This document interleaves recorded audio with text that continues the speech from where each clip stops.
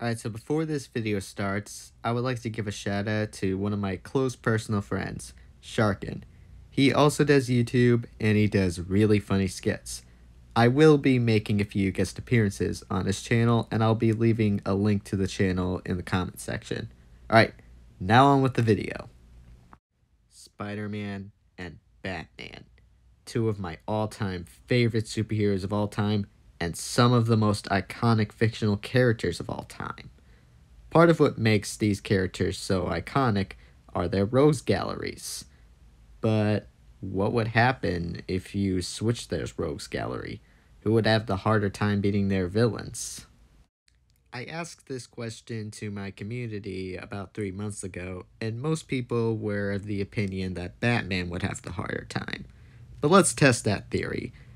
In these two videos, I am going to have Batman and Spider-Man both switch cities. They have to beat each one of that city's villains. Now, obviously, I will not be focusing on every single villain they've ever faced, just some of the important ones. Obviously, for this video, we're going to be focusing on the Wall Crawler. Alright, first up on the list, we have the Crown Prince of Crime himself, the Joker. Now, right off the bat, an interaction between Spider-Man and Joker will be way different than one between Batman and Joker.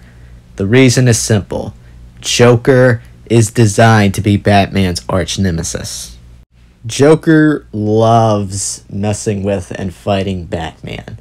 It's pretty much his sole motivation. He's fought other heroes before, yes, but Batman will always be his number one. He doesn't really care about much of anybody else. Where is he? He's never been this late before. There's a certain rhythm to these things. I cause trouble, he shows up. We have some laughs and the game starts all over again. Without Batman, crime has no punchline. Given the fact that Joker's motive is entirely tied to Batman, he really wouldn't go all out against Spider-Man and probably wouldn't take him seriously at all. Any and all traps that the Joker can come up with can instantly be counteracted by Spider-Man's spider sense. This one ability will be an important factor for a lot of these fights. So yeah, Spider-Man's gonna have a pretty easy time taking down the Joker. Next up on the list, we have the Penguin. The Penguin is a mob boss, and Spider-Man has faced a bunch of mob bosses before. Once again, any and all attacks I can think that the Penguin can throw at Spider-Man, including his famous umbrella gun, would be counteracted by his superpowers. So, that's another one that's easily taken down. Next up, we have the Riddler. Now, he's an interesting case, because the hardest part of the Riddler is finding the Riddler. He is going to leave clues and riddles, obviously, to wherever his planned next crime is going to be. Would Spider-Man be able to figure this out? Well, considering that he is a nerd, I'd say he has a good chance at solving Riddler's riddles. Maybe not as much as Batman, but he'd figure it out eventually. And hey, if all else fails, Google. Next up is one of my personal favorite Batman villains, Poison Ivy. Now, this is going to be another relatively easy one for the webhead. All of her plant-based traps will be alerted to by his spidey sense, and even if he does manage to get caught into one of them, he can just break out. If Batman with a Batarang can break these things, then certainly a guy who has broken steel can do it.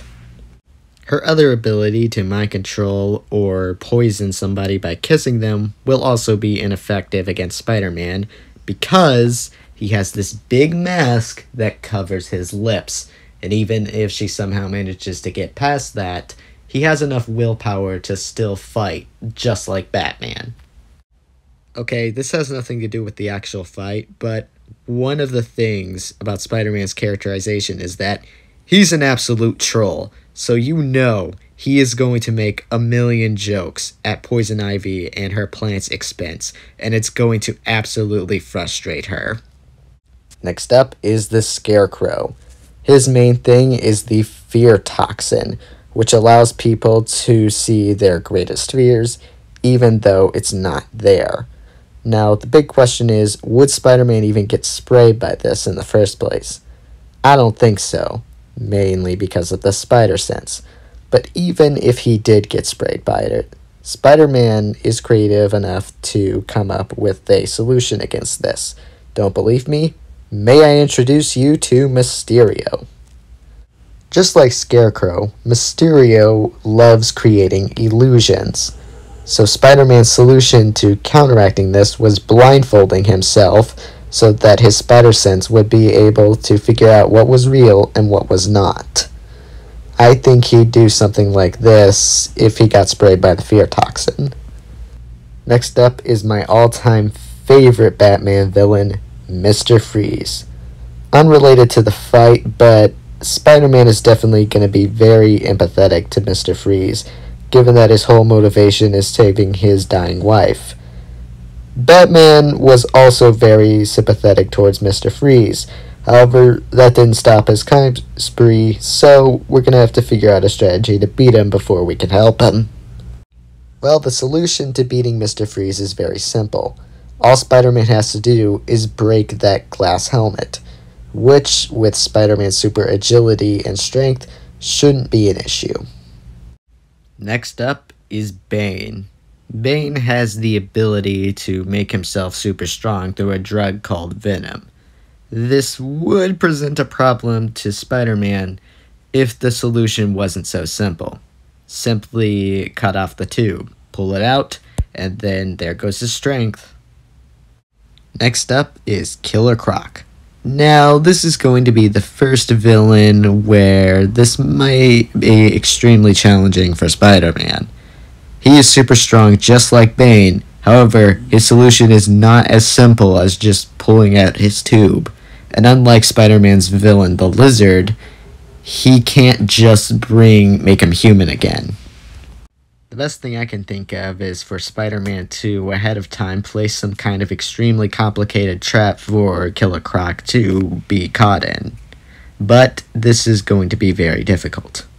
The final villain I'll be putting the webhead up against is Ra's al Ghul.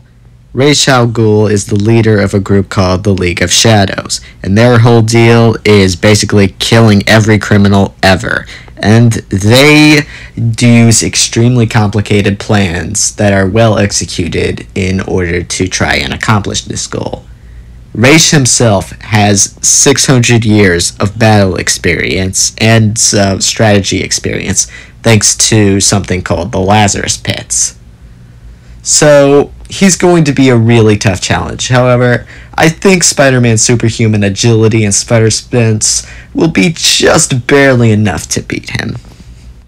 Well, that's what I think happens if you were to play Spider-Man in Gotham City. Now let's see what happens if you place Batman in New York City. See you guys later. Bye.